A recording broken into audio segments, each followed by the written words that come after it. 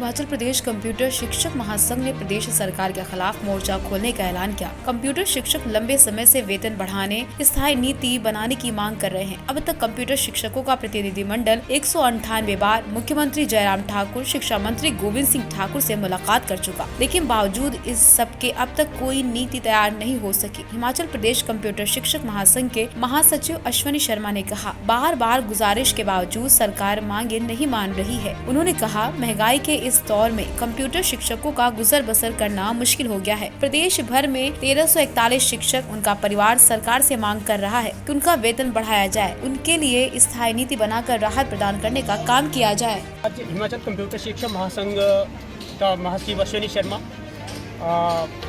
आप लोगों के सामने बोलना चाहूँगा कि आज हमारा ये दूसरा धरना, हफ्ते के अंदर में दूसरा धरना।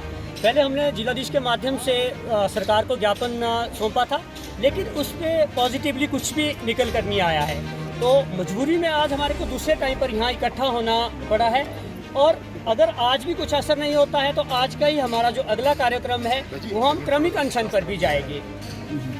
तो पहले तो डेफिनेटली हम लोग तो 22 वर्षों से विभाग के अंदर में कार्य कर रहे हैं, तो सबसे प्रायोरिटी वाली जो डिमांड है वो तो अपनी स्थायी नीति की ही डिमांड है। बट जैसा आप लोगों को भी पता है और हमें भी बेहतर पता है कि सरकार के पास में लगभग समय इतना बचा नहीं है कि वो पॉलिसी ड्राफ्ट लेकर आए।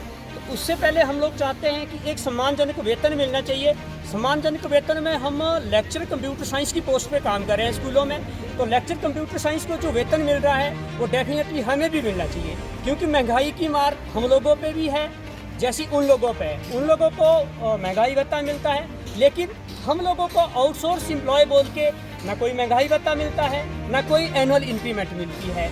तो सरकार से पुरजोर हमारी जो मांग है वो इनिशियल स्टेज पर यही डिमांड है कि कम से कम आप लेक्चरर कंप्यूटर साइंस का जो वेतन है वो हमें भी दें। जो अगर हम अपने वेतन की बात करें तो लगभग हम लोग 14,000 के आसपास कैश इन हैंड सैलरी लेते हैं, बाकी कुछ EPF की डिडक्शन है। और एक जो आप लोगों के माध्यम से मैं विभाग और सरकार के ध्यान में बात लाना चाहता हूँ, लगभग पर मंथ अपना 12 लाख के आसपास कमीशन नाइलेट को जा रहा है। अगर वो कमीशन वहाँ ना दे के डायरेक्ट हम टीचरों को दे जो स्कूलों में काम कर रहे हैं, तो डेफिनेटली वहाँ भी कुछ ना कुछ बेनिफिट होगा। कितनी तो जो कंप्यूटर शिक्षकों की संख्या अपने पास में 1141 है। अगर सरकार ये सोच के चलिए कि 1141 कोई बहुत 1341 है, अगर सरकार ये सोच के चलिए कि 1341 कोई बहुत बड़ा संख्या बननी है, तो ये सरकार की भूल होगी, क्योंकि अपने साथ में 1341 परिवार जुड़े हैं। और मोस्ट प्रॉब्ली हम लोग इस स्टेज पे हैं कि हमारे बच्चे भी वोटर हैं, हमारे पेरेंट्स भी वोटर हैं। और बात करें तो इन लॉज की जो हमारी फैमिलीज़ है वहाँ भी कुछ ना कुछ तो हमारा इंप्रेशन रहेगा। तो डेफिनेटली हम लोग सरकार के विरोध में जाएंगे अगर सरकार हमारी बात नहीं मानती है।